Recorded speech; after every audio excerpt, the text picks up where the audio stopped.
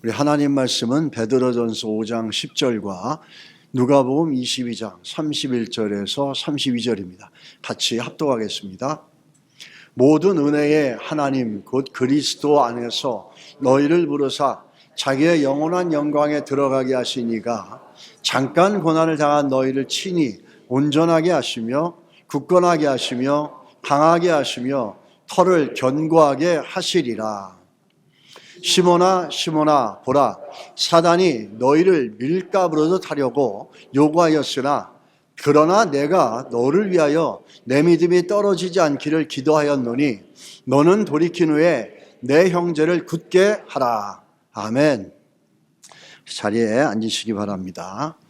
오늘 우리가 베드로에 대해서 살펴보겠습니다.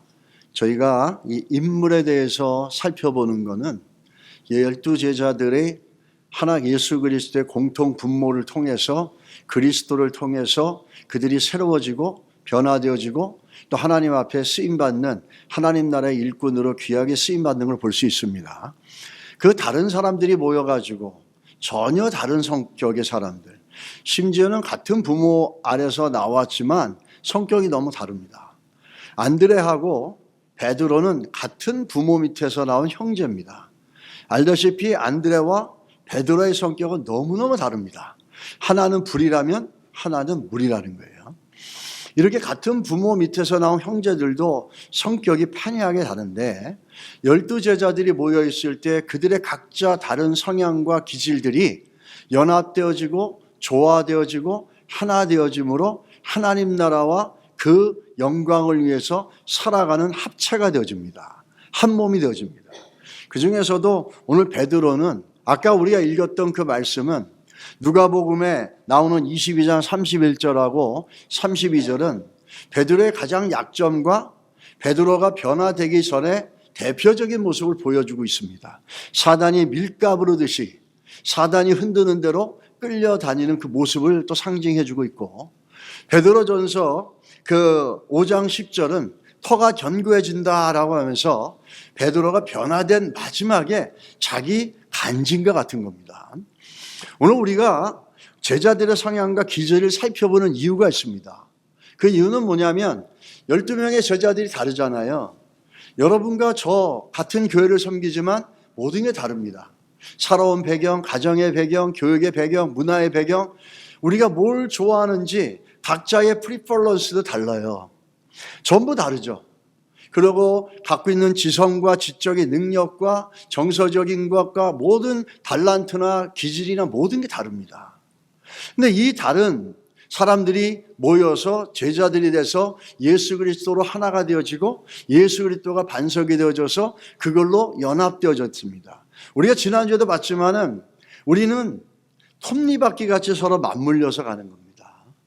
그러기 위해서는 우리의 반석이 누구인지가 굉장히 중요한 거예요.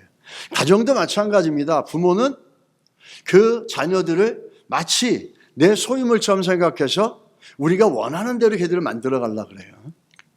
내가 갖고 있는 기질과 내가 갖고 있는 기준과 내가 가지고 있는 가치관과 내가 잘하는 것들을 보면서 그러지 못한 사람들에게 대해서는 왜 그렇지 못하냐고 하는 것, 이거는 우리 그리스도 안에서의 그리스도의 법이 아닙니다. 우리는 그런 것들을 보면서 교회 안에서 성도들이 정말 그리스도를 통해서 그리스도의 대속의 피를 통해서 그리스도가 인생의 반석이 되어짐을 통해서 서로 부족한 점을 채워주면서 연합과 화합을 이뤄가는 것들에 대한 것들을 우리가 살펴보기 위한 겁니다. 우리는 생각합니다. 때로는 교회에서 뭐 탁구도 치고 골프도 치고 그러면서 그걸로 하나 되어지는 걸 연합이라고 생각하는데 그건 대단한 착각입니다. 교회의 반석은 예수 그리스도십니다. 그 교회 성도가 하나 되는 것은 그 반석 위에서 예수 그리스도의 대속의 피로 내 자아가 피로 찢겨지고 내 죄가 고백되어지고 내 연약함을 인정되어진 사람들이 서로의 연약함을 섬기고 또 함께 해나갈 때 그때 그리스도의 몸이 세워지는 거고 머리이신 그리스도로 서로 연결되어져서 연합되어지는 겁니다. 이런 건 아멘 하셔야 되는데. 네, 아멘 하십시오. 예. 그냥 우리는 보면은 제가 신앙생활 하면서 혼돈스러웠던 게 뭐냐면 맨날 하나 됩시다, 연합됩시다, 일치됩시다 그래요. 근데 그 얘기 때문에 또 갈라지고 싸웁니다. 그게 왜 그런 줄 아세요? 자기들이 생각하는 연합의 기준은 다 그런 거예요. 모여서 구역 예배하면서 그 노래방 가라오케 하고 그러면서 하나 되어지고, 그건 하나 되어지는 거 아닙니다. 예? 예수 그리스도의 대속의 피로 그 인생이 예수 그리스도라고 하는 반석 위에 세워져서 그것을 인식하고 서로 함께 연합과 조화를 이뤄갈 때 그리스도 피 때문에 그게 하나 되는 거예요. 내가 그 피 속에 내 죄의 속죄함도 담겨져 있는 거고, 내 연약함의 인정함도 들려져 있는 거고, 내가 죄인이라는 고백도 담겨져 있는 거예요.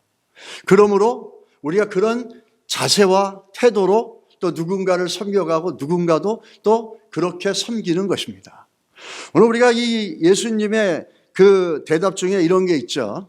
마태복음 22장에서 35절에서 40절에 보면은 한 율법사가 예수님께 질문합니다. 선생님, 어느 계명이 큽니까? 라고 이렇게 물어봅니다. 그러니까 예수님께서 25장 22절 마태복음 22장에 나오는 게 보면 하나님 사랑하고 이웃 사랑하라는 거예요. 근데 구약에 보면은 이게 따로따로 고백이 됩니다. 레위기서 19장 18절에 보면 내 이웃을 내 몸과 같이 사랑하라 이렇게 얘기합니다. 대단하죠. 내 이웃을 내 몸과 같이 사랑하라.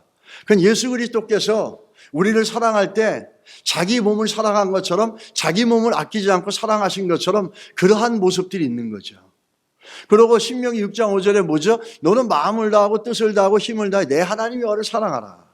레위기서에서는 사람을 사랑하라 그러고, 예수님이 우리를 사랑한 것처럼 그렇게 사랑하라 그러고, 예수님이 자기 자신을 너를 위해서 자기 자신을 포기하면서까지 희생하셔 사랑한 것처럼 사랑하라 그러죠. 신명기서 뭐라 그러죠? 뜻을 다하고 마음을 다해서 하나님을 사랑하라 그럽니다. 근데 마태복음 22장에서 예수님께서 이걸 합쳐서 뭐라 그러죠? 첫째 계명이 무엇이냐? 하나님을 사랑하는 것이다. 마음을 다하고 뜻을 다하고 힘을 다하여서 내 하나님 여호와를 사랑하라 그럽니다. 이게 첫째 계명이다. 그리고 둘째 계명이 있는데 그건 뭐냐면 너의 이웃을 내 자신같이 사랑하라.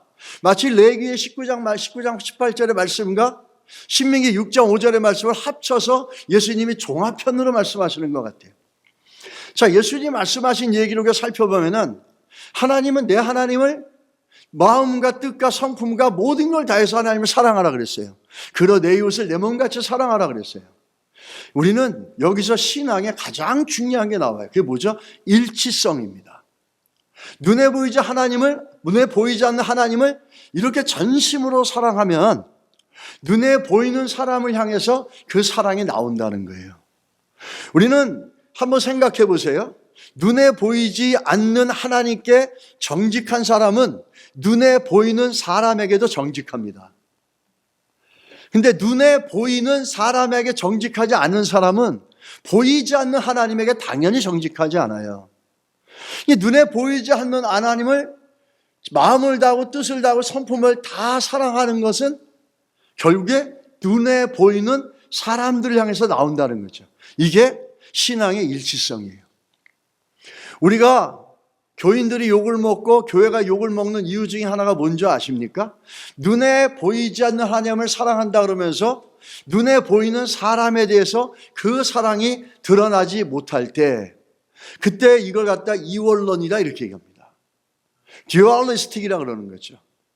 교회에서는 크리스찬이지만 세상에 나가선 세상의 사람이에요. 이 두 가지가 나눠짐으로 인해 가지고 신앙에 모순이 생기고 거기에 갈등이 생기는 겁니다. 아는 것과 믿는 것과 아는 것이 일치돼야 되고, 우리의 속에 있는 것과 겉으로 드러나는 게 일치가 돼야 되는 거예요.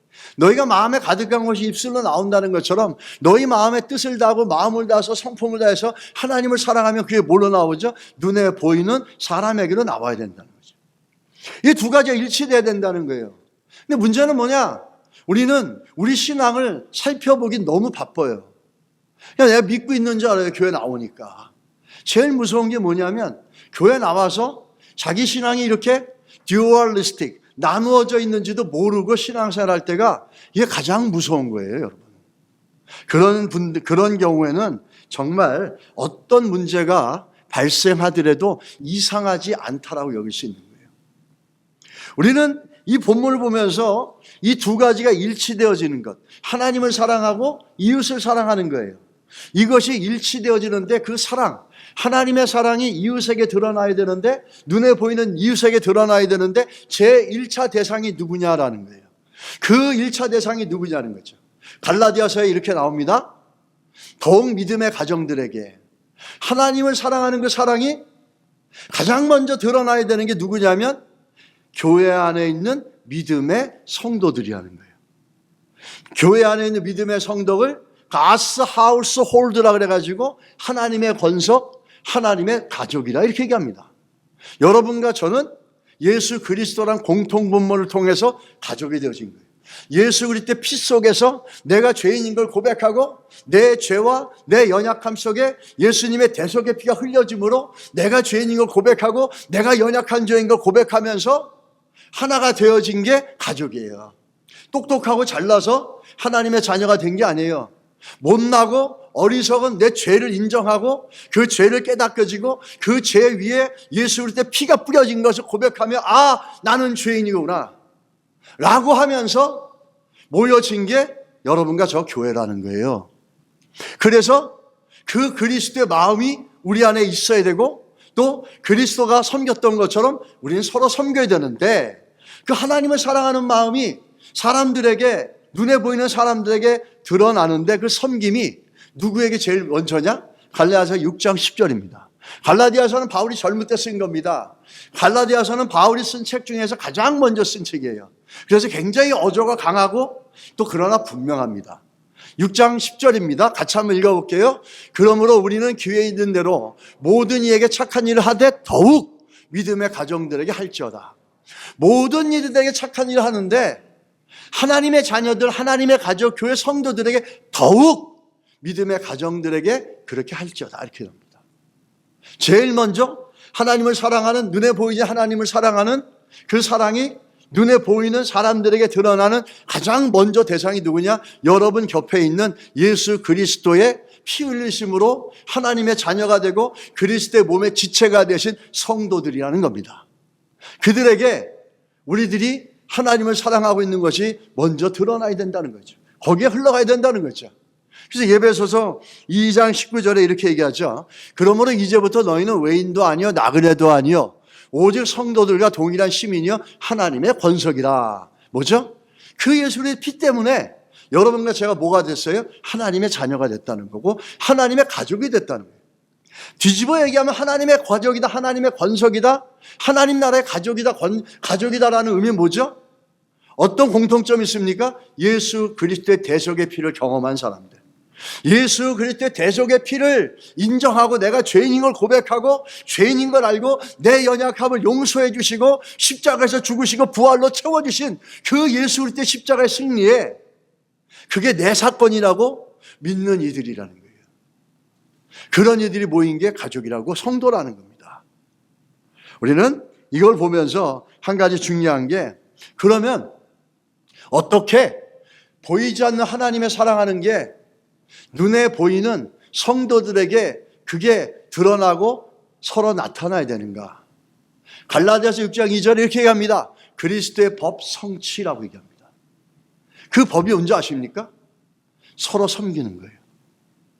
서로 섬기는 거예요. 톱니바퀴에 맞춰 돌아가는 것처럼 서로 섬겨주는 거예요. 서로의 연약함, 이 사람의 연약함, 내가 조금 그걸 잘하면 섬겨주는 거예요. 이게 그리스도의 법이에요. 서로 섬기면서 그리스도의 법을 성취하는 거예요. 쉬운 예로 한국은 유교 문화 속에서 시어머니가 며느리가 있다면 며느리가 무조건 시어머니를 섬겨야 돼요. 잘했든 못했든. 그런데 우리 성경은 뭐라 그러죠? 시어머니나 며느리나 똑같이 서로 섬기라는 거예요. 나이가 많은 사람들, 한국의 유교 문화 속에서는 젊은 사람들이 섬겨야 되는 거예요. 성경은 그리스도 안에서 어떻게 하죠? 나이가 많든 나이가 적든 서로 섬기라는 거예요. 성도들에게 있어서 목사만 섬기는 게 아니라 성도도 섬기고 목사도 섬기는 거예요. 그렇게 서로 섬기는 것, 이게 그 서로 섬김을 통해서 하나님을 사랑하는 우리 안에 있는 마음들이 보이는 사람들에게 흘러나간다는 거죠. 그래서 성경은 굉장히 서로 특히 서로라는 말을 강조합니다. 요즘은 우리 한국 사회나 보면 여성들의 권위가 너무 올라가서 집에서 보면 남편들은 여자를 잘 섬겨줘야 돼요. 여러분이 만약에 성경을 믿는다면 서로 섬겨야 되는 거예요. 남편도 섬기고 여자도 섬기고 남자도 섬기는 거죠, 서로. 근데 그게 그렇게 되지 않을 때가 많잖아요. 이 그리스도 안에서의 예수 그리스도 안의 법이 서로 섬기라는 거예요.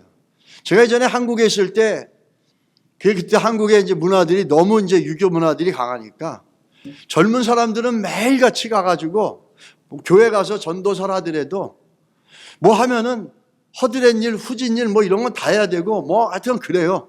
제가 그게 싫어가지고 미국을 온 것 같아요. 그게 너무 힘들더라고, 그런 분위기가. 근데 성경은 그게 아니죠. 나이가 들었든 젊든 서로 섬기라는 거예요. 우리 성경을 한번 보십시오. 얼마나 많은 부분에서 주님과 바울과 성경이 계속 강조하고 있습니까? 요한복음 13장 14절에 서로 발을 씻어주는 것이 옳으니라. 베드로전서 4장 9절로 10절에 서로 대접하기를 원망 없이 하고 서로 봉사하라. 갈라디아서 5장 13절 서로 종노릇하라. 고린도전서 12장 25절 서로 같이 돌보게 하셨으니. 갈라디아서 6장 2절 너희가 짐을 서로 지라 그리하여 그리스도의 법을 성취하라.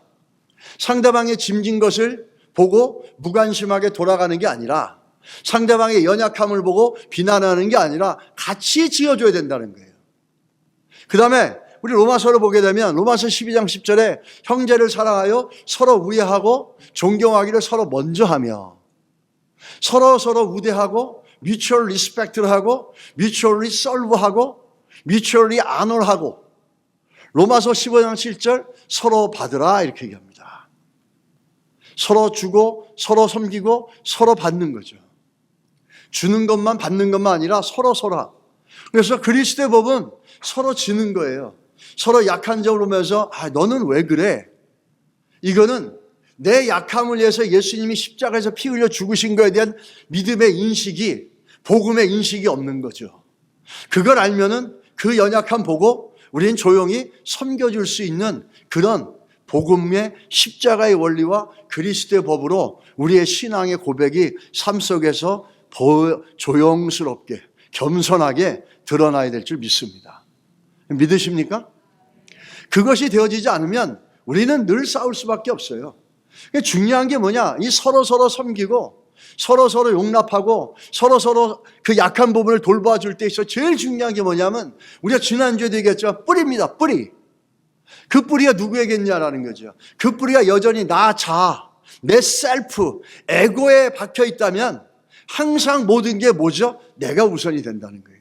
골로새서 2장 6절로 7절에 보십시오. 같이 읽겠습니다. 그러므로 너희가 그리스도 예수를 주로 받았으니 그 안에서 행하되 그 안에 뿌리를 박으며 세임을 입어 교훈을 받으라. 믿음에 굳게 서서 감사함을 넘치게 하라. 제일 중요하죠. 에베소 3장 17절은 좀 더 이걸 갖다가 뿌리가 박히고 터가 굳어져서 뭐에? 그리스도의 사랑 위에. 둘 다 그리스도가 뿌리가 되는 거예요. 내가 나라고 하는 자아, 나라고 하는 셀프, 나라고 하는 에고. 성경에서 죄라는 게 뭘로 상징되는 줄 아세요? 우리가 죄를 그러면 다 가서 도박하고 사람들 도적질하고 때리고 욕하고 눈에 보이는 이게 죄. 그거는 죄의 열매입니다. 죄의 뿌리는 뭔지 아세요? 내 안에 있는 자아예요, 자아. 에고입니다, 에고. 셀프예요, 셀프. 근데 플로이드는 그 셀프를 대단한 것처럼 셀프 이스팀, 셀프 아너, 셀프 리스펙트 이렇게 만들어서 우리 안에 그 셀프, 죄성을 더 강화시켜버리죠. 이 셀프는 죄의 성경에 그 셀프 위에 예수의 피가 뿌려지지 않으면 내 도둑질하고 내가 사람 때리고 욕하고 해결되지 않아요. 그 자아에 예수의 피가 들어가고 예수의 대속의 피가 들어가서 속죄함의 은혜가 흘러갈 때 그때 언어가 바뀌고 생각이 바뀌고 결정이 바뀌고 행동이 바뀌는 거예요. 성경이 말하는 죄는 우리가 보여지는 그런 게 아니라 그 근본적인 뿌리, 나 자아예요. 내 자아에 뿌리를 두고 있는 사람은 항상 뭐가 되죠? 내가 우선이 돼야 되는 거예요. 내가 알고 있는 지식, 경험에 뿌리를 두는 사람들은 그 경험과 지식에 맞지 않으면 금방 정죄하고 비판할 수밖에 없어요. 우리가 서로 사랑하고 서로 섬기는 그럴 때 여러분의 인생과 저의 인생과 우리 교회의 뿌리에 인생이 어디에 있는지, 우리의 뿌리가 어디에 있는지, 우리의 반석이, 우리의 터가 어디에 있는지 이것부터 우리가 점검돼야 됩니다. 이것부터 점검돼야 돼요. 그래야지 가정에서도 서로 섬기고 아버지도 자식들도 부모도 자식들도 서로 섬김의 자리로 가는 거고, 교회에서도 직분자들, 집사, 장로들 이런 사람들도 더 낮아져 섬기고, 목사도 섬기고 성도도 섬기고 이렇게 되는 거죠. 그게 뿌리가, 우리의 밑둥이, 파운데이션이 뭐냐, 이게 너무너무 중요하다는 거예요. 여러분과 제 안에 그런 반석이신 예수 그리스도가 우리의 반석이 되시고 그 위에 우리의 뿌리가 견고하게 내려져 있게 되길 주의로 축복합니다. 근데 한 가지 중요한 게 있어요. 다른 것과 틀린 것은 분별돼야 됩니다. 다른 것은 서로 포용하고 섬겨줄 수 있어요. 조금 다른 것. 그러나 틀린 거는 변화되어야 되는 거예요. 이 포스트 모더니즘 시절에는 이거 틀렸어, it is wrong, 이렇게 얘기하면 그거는 굉장히 잘못된 겁니다. PC에 걸리는 거예요. 그게 아니라 it's not wrong, it's just different. 틀린 게 아니야, 틀린 게 아니야, 이거는 그냥 다른 거야. 그래요. 세상엔 다른 게 있고 틀린 게 있어요. 틀린 거는 분명하게 변화되고 새로워져야 돼요. 틀린 것까지 섬기고 포용할 수 있는 건 아니에요. 기다려줄 수는 있죠. 다른 거는 포용하고 수용함으로 함께 맞물려 갈 수 있어요. 그러니까 틀린 거는 변화되어져야 됩니다. 틀린 거는 새로워져야 돼요. 틀린 거는 그리스도의 피가 뿌려져야 돼요. 거기에. 이건 다른 거죠. 이 부분은 우리가 잘 생각해 봐야 될지 믿습니다. 우리 그 제자들을 보게 되면 서로 간에 다른 것들이 많았지만 예수 그리스도라는 공통점을 통해서 그들은 변화되어지고 하나같이 12제자가 그 마지막에 나 순교자로 끝납니다. 오늘 우리가 베드로를 보는데 베드로의 천성을 한번 살펴볼게요. 베드로는 일단 강한, 아주 strong will, hot temper, 아주 강한 다혈질이었습니다. 불과 같은 사람들이었죠. 그 12제자를 생각하면 제 머릿속에 제일 먼저 퍼핀하는 사람이 누구냐면 베드로예요. 그리고 베드로의 인상이 너무나 강렬하고 또 베드로가 그럴 수밖에 없는 이유가 있습니다. 첫째, 베드로는 종잡을 수 없는 성격이에요. 우리가 사람과 인간관계를 할 때 이 사람의 성격을 보면서 이 사람은 이러이런 상황에서 이렇게 될 것이다 라고 이게 프리딕터블하고 뭔가 예측이 가능할 때 마음에 안정감 있잖아요, 관계 속에. 근데 이 사람은 어디로 뛸지 몰라요. 럭비공처럼 일로 뛸지 절로 뛸지. 그러니까 옆에 사람이 항상 볼 때 긴장하고 있어야 되는 거죠. 이 사람은 갈릴리 호수 같은 사람이다라고 어떤 미국 목사님이, 레슬리 플린이라는 목사님이 그렇게 얘기했어요. 왜 갈릴리 사람과 호수 같다라고 하냐면 1차적으로 갈릴리 호수는 호수인데 바다같이 넓습니다. 그래서 때로는 성경에 갈릴리 바다라고 얘기하잖아요. 호수인데 바다같이 넓어요. 근데 바다는 아니야. 민물이야. 근데 또 한 가지 갈릴리 호수는 어떤 특징이 있냐면 보통 때는 잠잠하고 있다가 아무도 예측을 못하는 시간에 폭풍이 막 불어닥치는 겁니다. 언제 폭풍이 들어닥칠지 예측을 할 수가 없어요. 예측 불가능한 곳이에요. 지금 잠잠했다가 그 사전에 시그널도 없이 갑자기 폭풍과 밀어치는 게 갈릴리라는 거예요. 그래서 베드로의 이런 성향을 볼 때 베드로가 갈릴리 사람 같다 이렇게 얘기하는 거죠. 예측할 수가 없고 언제 질풍노도같이 일어날 수 없고 그 사람 성격을 보면 그래요. 이 베드로의 성격을 보십시오. 조용하라 그럴 때는 혼자 떠들고 깨어서 기도하라 그러면 자고 담대하고 비겁하지 말라 그러면 움츠러들고 도망가고 신중하게 생각하라면 칼을 들어가지고 귀를 잘라버리고 이 종잡을 수 없는 사람이에요. 또 이뿐만 아니죠. 우리가 잘 아는 것처럼 예수님이 사람들에게 묻습니다. 제자들에게. 인자가 누구라고 사람들이 말하느냐. 그러니까 이 사람들이 얘기한 제자가 엘리야요. 또 때로는 세례 요한이요 이렇게 얘기합니다. 그러니까 예수님이 또 얘기합니다. 너희들은 Who do you think who I am? 너희들은 나를 누구라고 생각하느냐? 그러니까 그때 아무도 대답하는데 한 사람이 딱 얘기하죠. 제일 먼저. 누굽니까? 베드로잖아요. 주는 그리스도시요 살아계신 하나님의 아들입니다. 옳도다 시몬아, 너를 그렇게 알게 해준 것은 사람이 혈육을 한 것이 아니라 하나님 천부 아버지께서 알려주신 것. 잘했다 박수를 쳐줍니다. 근데 들어라, 그 살아계신 하나님의 아들 메시아가 얼마 안 있으면 예루살렘에 올라가서 십자가에 못 박히고 곤혹과 수치를 당하며 죽을 것이다. 그러니까 베드로가 어떻게 합니까? 안 된다고 달려들면서 멱살을 잡고 흔듭니다. 그러니까 예수님이 어떻게 하죠? 금방 바뀌어서 네가 하나님의 일은 관심이 없고 사람의 일만 관심이 있구나. Get behind my back, Satan 그럽니다. 야, 이 사탄아, 내 뒤로 떠나가라. 이렇게 얘기합니다. 아니, 막 칭찬을 받다가 갑자기 사탄이 돼버렸어요. 이게 베드로의 모습이에요. 종잡을 수가 없는 거예요. 아, 오늘은 막 은혜가 막 충만해. 할렐루야.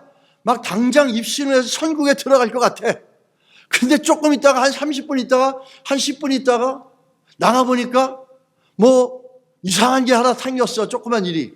그러니까 밭이 확 바뀌어가지고 정말 베드로처럼 순식간에 아주 극과 극 사이로 왔다 갔다 하는 거예요.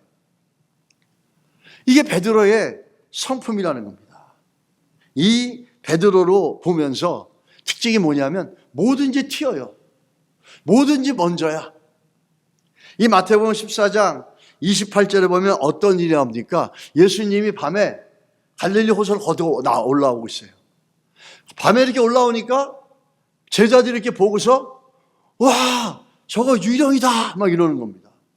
그래서 벌벌벌 떨고 있는데 베드로가 뭐라 그럽니까? 주여, 만일 주시거든 내게 명령하셔서 제가 물 위로 걷게 해주십시오.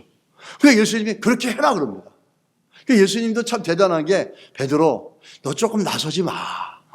좀 가만히 있어. 너 나섰다가 제대로 할 게 뭐 있니? 좀 나서지 마. 창피하지 않니?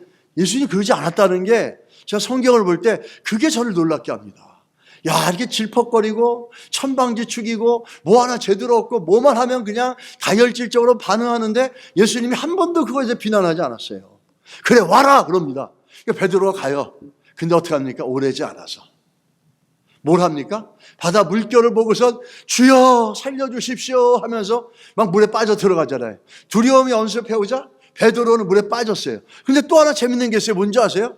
베드로 직업이 뭐죠? 베드로 직업이 뭐예요? 어부잖아요. 세상에 수영 못하는 어부는 처음 봐요. 아니, 베드로 분명히 어부고 잔표가 갈릴리 바다에서 자라면서 자란 어부인데 그 물속에 빠졌으면 수영을 해서 배 쪽으로 와야지. 수영을 못한다고 물에 빠지면서 막 그러는데 아니, 이 사람 이거 어부 아닌가? 수영 못하는 어부가 없거든. 수영 못하는 어부가 어디 있겠어요? 수영 못하고 어떻게 바다에 들어가서 낚시질하고 그물을 던질 수 있겠어요? 기본적으로 다 하죠. 근데 이 베드로 어부인데 수영을 못한 거야. 아니, 어쩌면 수영을 못하는 게 아니라 할 수 있는데 물에 빠지니까 겁에 질려서 자기가 수영한 것도 잊어버렸는지도 몰라요. 저는 그렇게 생각을 합니다. 베드로의 성향상 자기가 수영할 수 있다는 것조차도 잊어버린 거야. 그 기질과 성향으로 봐서는 그럴 수 있지 않나 싶어요. 어쨌든 베드로는 그러면서 예수님께 도움을 청합니다. 이런 모습들을 볼 때 뭐든지 남들은 가만히 있는데 혼자 튑니다. 요한복음 13장 9절을 보면 어떤 사건입니까? 이 사건은 예수님께서 모든 사람들의 제자들의 발을 씻어줍니다. 아무래도 선생님이 발을 씻어주니까 이 필링이 컴포러블 하지 않을 거 아니에요. 저 억구워도 할 거라고요. 그러니까 그럼에도 불구하고 모든 제자들을 가만히 예수님이 발 씻어주니까 다 받았어요. 근데 베드로는 주님, 어떻게 나의 발을 씻습니까? 씻지 못합니다. 난 주님이 I'm not gonna let you do that. 그렇게 못하게 할 겁니다. 그러니까 예수님이 뭐라? 내가 너를 씻지 않으면 Unless I wash your feet, I wash your feet, you are not part of with me. 넌 나랑 상관이 없다. 그러니까 뭐 어떡합니까? 주여, 그러면 발뿐만 아니라 손도 머리도 다 씻어주십시오. 아예 목욕을 시켜주십시오. 이러는 거잖아요. 이 베드로의 성향이에요. 튀는 것, 아무 생각 없이 이제 느낌대로 반응합니다. 이게 다혈질들의 특징이죠. 그리고 마태복음 6장 33절에 이렇게 얘기합니다. 너무너무 잘하는 거예요. 주여, 다른 사람들이 다 주님을 떠나도 나는 안 떠납니다. 나는 절대 떠나지 않아요. 그렇게 얘기했던 게 마태복음 6장 33절이에요. 근데 어떻게 했어요? 자기 세 번 울기 전에 마지막엔 어떻게 하죠? 비자가 와가지고 이 사람 갈릴리에서 왔어요. 근데 갈릴리는 넓습니다. 여기는 유다 남쪽이에요. 갈릴리 사투리가 있잖아요.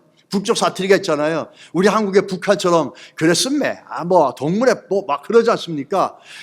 말은 갈릴리 사투리를 쓰는가? 아니지비, 내래 아니지비, 막 이러면서 그 비자가 얘기하니까 무서워가지고 거의 예수님을 저주를 합니다. 그러면서 도망갔잖아요.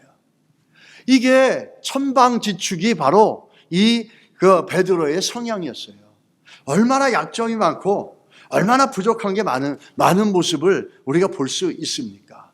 근데 베드로는 한 가지 좋은 게 있었어요. 가면을 쓰지 않았어요. 하나님 앞에 다혈질이었고 진득하지 못했고 주위를 깊게 살펴보지도 못했고 생각이 깊지도 못했고 그냥 충동적으로 행동했어요. 근데 이 베드로 같은 성향은 막 일을 막 벌려요. 마무리 못해.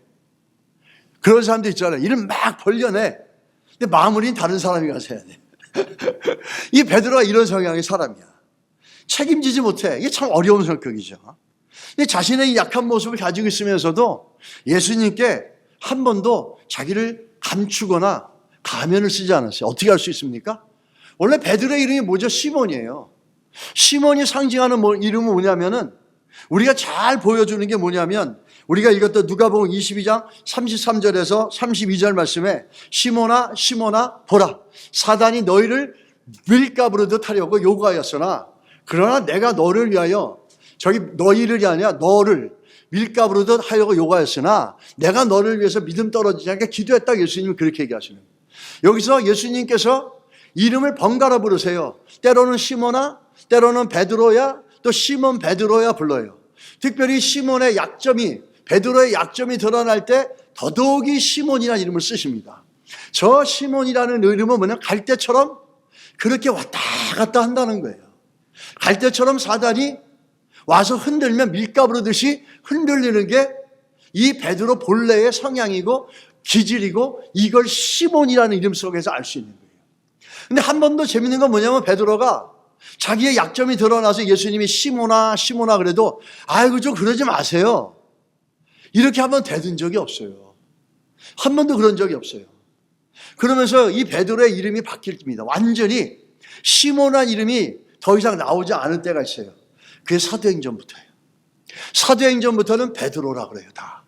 그 전까지 요한복음 21장까지 시몬아 네가 나를 사랑하느냐, 시몬아 내가 나를 사랑하느냐, 그러면서 예수님께서 시몬 베드로를 찾아와서 얘기하는 거예요. 시몬아 갈대같이 바람에 흔들리고 밀가루듯이 사단에게 끌려가고 환경에 요동치고 천방지축 같은 너의 모습, 이렇게 예수님 막 얘기하는데 이 시몬이라는 이름 속에 뭐냐면 야 시몬아 베드로야 너 좀 바뀌어라. 그 약점을 지적하는 거예요. 근데 어떻게 합니까? 이 베드로는 주님 그러지 마세요. 내가 그래 동생도 있는데 여기 안드레도 있고 이 사람들보다 내가 나이 좀 많은 것 같은데 내 체면도 좀 살려주셔야지. 나한테 좀 책망하실 거 있으면 조용히 좀 얘기해 주세요. 성경에 이런 거 없어요. 제 얘기입니다. 이럴 수도 있었는데 한 번도 그런 게 없어요. 시몬은. 우리 이걸 보면서 시몬의 또 강점은 뭐냐면 하나님 앞에 주님 앞에 가면을 쓰지 않았다는 거예요. 척하지 않았다라는 거예요. 주님께서 지적하면 지적하는 대로 그냥 가는 거죠. 근데 우리가 예수님이 제일 싫어하는 사람들이 누군지 아세요? 바리새인과 서기관이에요. 우리가 성경을 보면서 예수님은 사랑이고 용서의 주님이시고 막 그러는데 끝까지 예수님께서 아주 무섭게 비판하며 화 있을진저를 갖다가 우리가 누가복음 살펴보는데 그 짧은 본문 안에 6번을 반복하면서 이 어리석은 자들이라고 얘기하는 게 서기관과 율법사와 바리새인들이에요. 왜 그런지 아십니까? 위선, 가식 때문에 그런 거예요. 예수님이 제일 싫어하는 거예요. 척하는 거, 있는 척, 경건한 척, 믿음 있는 척, 거룩한 척, 아는 척, 뭐 이런 척하는 거. 이게 바리새인과 율법사들의 모습이에요. 이 모습은 실수 많고 다혈질이고 극과 극을 오고더라도 베드로는 사랑스러운 모습이 있는 거예요. 그런데 척하고 있는 척하고, 왜냐하면 마귀들도 광명한 천사처럼 나온다고 그랬어요. 왜? 천사처럼 하고 나와요, 마귀들이. 마귀라고 하지 않아요. 아주 화려하고 근사하고 인격적이고 아주 매력 있게 나오는 게 마귀입니다. 이 척하는 거, 우리는 척하는 거 잘못하면 이 마귀의 속성에 붙잡힐 수가 있어요. 베드로는 한 번도 자기의 그런 모습이 나와도 그거에 대해서 변명하거나 그거에 대해서 원망하거나 반박하지 않았어요. 그러니까 보면은 예수님께서 어떻게 보면 베드로가 귀였는지도 모르죠. 실수는 많아도 이 다혈질은 또 어떤 게 있는지 아십니까? 자기 실수를 자기가 알아. 그래서 굳이 지적하지 않아도 알아요. 바울과 완전 달라요. 그게 또 다혈질의 특징들이에요. 근데 다혈질에게 너 잘못했어 임마 그러면 완전 까부러져서 아무것도 못해요. 이 제일 중요한 게 뭐냐면 신앙생활에 우리의 약점을 인정하는 거예요. 일본의 의학 박사 가와무라 노기리카가 쓴 책입니다. 약한 나를 인정하면 인생이 즐겁다. 이분이 이렇게 얘기해요. 약점을 인정하는 사람이 건강하고 스트레스를 적게 받으며 나약하다는 걸 알면서도 강한 척하는 것은 자살행위나 다름없다 이렇게 얘기합니다. 바리새인들 그러니까 예수님께서 이 어리석은 자들아 이렇게 하는, 이들 스스로 죽는 거라는 거예요. 아니 보이지 않는 하나님 앞에 정직하지 못하면 어떻게 눈에 보이는 사람들에게 정직할 수 있겠습니까? 생각해 보세요. 눈에 보이는 사람은 금방 우리를 지적하잖아요. 그러니까 당연히 거기서는 무서운 척하죠. 근데 눈에 보이지 않는 하나님 앞에 정직한 사람은 눈에 보이는 사람들 앞에는 더더욱이 정직할 수밖에 없죠. 근데 눈에 보이는 사람, 하나님 앞 안 보인다고 척하는 사람들은 사람들 얼마나 더 많이 척하겠어요? 얼마나 더 거룩한 척하겠어요? 얼마나 더 있는 척하겠어요? 그게 바리새인과 서기관들, 율법사였다는 거죠. 그러나 우리가 우리 약점을 하나님 앞에서 정직하게 인정할 때 그때부터 하나님의 변화의 시작이 일어나는 겁니다. 문제는 약점은 누구나 있어요. 여러분도 있고 저도 있고 다 있어요. 여러분 우리 모두가 있어요. 근데 예수 믿는 하나님의 성도로 예수의 피에 대속의 피가 뿌려진 성도로서 특징은 뭐냐? 다른 점은 뭐냐? 하나님 앞에 내 약점을 인정하는 거예요. 그것 때문에 때로 울기도 하고 그것 때문에 안타깝기도 하고 그것 때문에 하나님 앞에 새로운 힘을 구할 때도 있어요. 이 모습은 우리가 예수 그리스도가 우리 안에 있다는 모습이잖아요. 베드로가 변화가 됩니다. 베드로가 극적으로 변화되는 시점이 있어요. 베드로가 어떻게 변화됩니까? 베드로가 예수님의 격려로 변화가 됩니다. 이게 좀 다른 게 바울은 어떻게 변화되는 줄 아십니까? 바울에게 사도행전 9장에 예수님이 나타나서 사울아 사울아 내가 어찌하여 나를 핍박하느냐 이렇게 얘기합니다. 담즙질인 바울은 그렇게 지적을 하고 그렇게 책망을 해야지 이게 뭐지?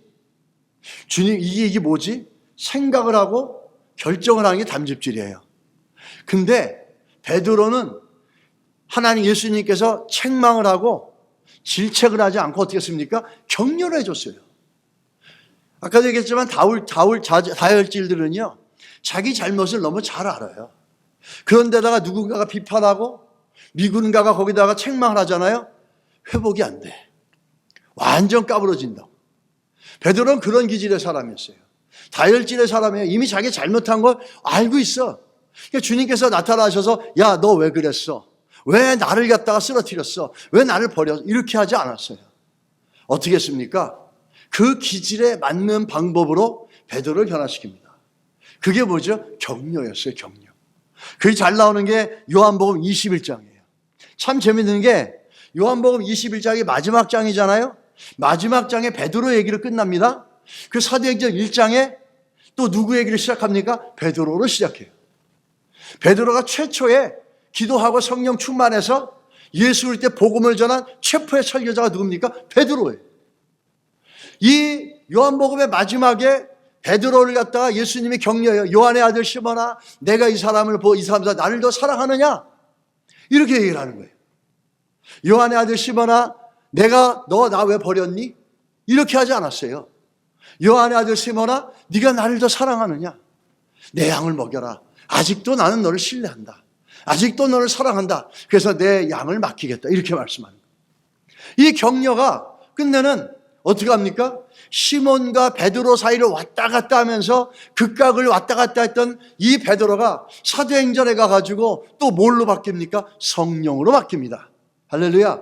그래서 성령으로 바뀌어서 와가 다락방에 모여서 열심히 기도하고 나서 성령 임하자 제일 먼저 일어나서 항상 먼저 했잖아요. 예? 그 예수님 보고 먼저 물가로 뛰어들어갔고 항상 먼저 했거든요. 근데 그 기질을 쓰셔서 하나님 나라를 위해서도 가장 먼저 베드로가 쓰여집니다. 베드로가 다혈질이었고 그랬지만 사도행전 초반부는 누가 했습니까? 베드로가 썼어요. First half of the Acts of book of Acts가 누가 써졌습니까? 베드로가 있어요. 베드로가 중심이에요. 그리고 나중에 후반부가 누가 나오죠? 바울이 나온 거예요. 이 얘기는 뭐죠? 다혈질이라서 주님 앞에서 너는 안 돼. 이렇게 책망하고 질책하고 정죄할 이유가 없다라는 거예요. 하나님이 때에 따라 필요하시면 다혈질도 쓰시고 때에 따라 필요하면 담즙질인 고집쟁인 저 바울도 쓰신다는 거예요. 또 필요하다면 담즙질인 바울에게는 책망으로 변화시키시고 필요하다면 다혈질인 베드로는 격려와 위로로 변화시킨다는 거예요. 그래서 변화가 되어집니다. 여러분, 우리가 살볼 때 우리 주변의 사람들을 좀 살펴보고 사람을 좀 살펴볼 때도 있어요. 아, 이 사람은 어떤 기질의 사람인가? 우리가 그리스도 안에서 잘 섬기고 또 우리가 서로 그리스도의 법을 이루려면 서로의 약점을 서로 잘못 지려고 한다면 우리가 그 사람이 어떤 사람인지를 살펴볼 필요가 있다는 거죠. 이 사람은 책망으로 질책으로 변화될 사람인지 이 사람은 위로와 격려로 변화될 사람인지 안다고 하면 우리의 섬김이 더 효율적일 줄 믿습니다. 더 효과적으로 할 줄 믿습니다. 이 베드로가 변화되는데 변화된 모습을 볼 때 한번 보십시오. 베드로전서 5장 5절이에요. 젊은 자들아 이와 같이 장로들에게 순종하고 다 서로 겸손으로 허리를 동이라. 하나님은 교만한 자를 대적하시니 겸손한 자들에게 은혜를 주시니라. 베드로가 뭘 얘기하죠? 순종과 겸손을 얘기해요. 이 변화된 모습이에요. 베드로전서는 사실은 베드로의 변화된 이후에 자기의 삶을 통찰하고 지난날의 과거를 살펴보면서 기록했다라가도 과언이 아닙니다. 자기가 원래 베드로가 겸손한 사람은 아니었잖아요. 외형적으로. 항상 먼저 나서야 되고 먼저 아웃스탠딩 해야 되고 먼저 사람들보다 앞서가야 되고 예수님이 그 부활했다가 굴에서 부활했고 없다라는 소문 듣자 제일 먼저 달려간 것도 베드로예요. 항상 베드로 먼저 했던 사람이에요. 근데 이 베드로가 뭐라 그럽니까? 예수님의 격려와 성령으로 변화되어져서 예수 그리스도의 멱살을 붙잡고 안 된다라고 얘기했던 이 사람이 순종을 얘기하고 겸손을 얘기하고 있어요. 지금 이 변화된 모습이라는 거죠. 그리고 또 이 베드로를 보십시오. 또 기도의 중요성과 영적 경각심을 깨닫습니다. 베드로가 이렇게 얘기합니다. 너희 염려를 다 주께 맡기라. 이는 그가 너희를 돌보심이라. 근신하라. 깨어라. 너희 대적 마귀가 우는 사자같이 두루다니며 삼킬 자를 찾느니라. 기도의 중요성과 영적인 경각심의 중요성을 깨닫게 된 거예요. 본래 베드로가 그랬습니까? 아니에요. 본래 이러지 않았어요, 베드로. 그걸 어떻게 할 수 있습니까? 우리 다음 말씀 한번 보여주시기 바랍니다. 마태복음 26장 40절 41절 보세요. 제자들에게 오사 그 자는 것을 보시고 베드로에게 말씀하시되 너희가 나와 함께 한 시간도 이렇게 깨어있을 수 없더냐. 시험에 들지 않게 깨어 기도하라. 마음에는 원이르되 육신이 약하도다. 이게 베드로의 모습이었어요. 예수님이 내가 겟세마네에서 피땀이 나도록 땀방울이 핏방울에도 기도하는데 나 내일 저 십자가에 달리는데 너희들 나를 위해서 같이 좀 기도해라. 그렇게 얘기하는데도 지척에 있으면서도 맨날 자는 3번을 얘기하는데도 자는 거예요. 기도의 중요성을 모르죠. 자기가 정말 예수님을 떠나지 않는다면은 혈기로 할 게 아니라 칼을 휘두를 게 아니라 기도하면서 하나님의 성령의 능력을 구하고 힘을 구했어야 되는 거죠. 할렐루야. 근데 퍽퍽 잘 주무셨어요. 베드로는 잠도 많어. 감옥에 갇혀 들어갈 때 사도행전에 그 다음날 섬수형을 당하는데도 잠을 너무 깊이 자서 천사가 어떻게 해서 옆구리 발로 차버립니다. 그러니까 걔 인식이 베드로는 좀 뚱뚱했을 것 같고 좀 약간 둔탁했을 것 같은 그런 느낌이 좀 있어요. 그러면서 누가복음 22장 31절 32절 못 알아봅니까? 시몬아 시몬아 보라, 사단이 너희를 밀가루로 타려고 요구하였으나 이것이 마치 자기의 경험을 갖고 앞에 거 한번 보여주십시오. 너희 염려를 다 주께 맡기라. 이는 그가 너희를 돌보심이라. 근신하라 깨어라. 요거 말고 저기 예, 맞습니다. 그 다음 거. 저희 됐습니다. 예. 이 내용이 마치 그 앞에 것들 내용을 갖다가 자기 삶에서 경험한 걸 갖고 기록한 것 같은 거예요. 여기 보십시오. 시몬아 시몬아, 사단이 너 밀가루로 탄다는 거예요. 너를 흔들고 있는데 기도해야 되는데 네가 못하게 내가 기도해 준다는 거예요. 이 기도의 중요성과 이 영적인 것들, 이 어둠의 권세들, 마귀들의 유혹과 공격을 인식을 못한 거예요. 그런데 베드로가 어떻게 합니까? 그걸 깨달은 거예요. 깨닫고 너희 염려와 근심을 다 주께 맡기고 하나님 앞에 겸손하게 기도해라. 사단이 우는 사자같이 너를 찾는다. 자기가 예전에 몰랐던 사람이에요. 기도하지 않았어요. 근데 그가 변화되어집니다. 그러자 사단이 어떻게 공격하는지, 우리의 약점이 무엇인지 그걸 알고 기도의 중요성과 영적인 경각심을 갖게 되어지는 거죠. 이 변화된 모습을 보여줍니다. 또 한 가지, 이 베드로가 어떤 사람이었습니까? 베드로는 준비성이 없는 사람이었어요. 그냥 눈에 보이는 대로 그냥 반응하고 그랬던 사람인데 베드로가 이렇게 얘기해요. 베드로는 3장 15절에 너희 마음에 그리스도를 주로 삼아 거룩하게 하고 너희 속에 있는 소망에 관한 이유를 묻는 자에게는 대답하기 위해서 항상 준비하되. 베드로의 본래 성격은 준비성이라고 상관없는 사람이에요.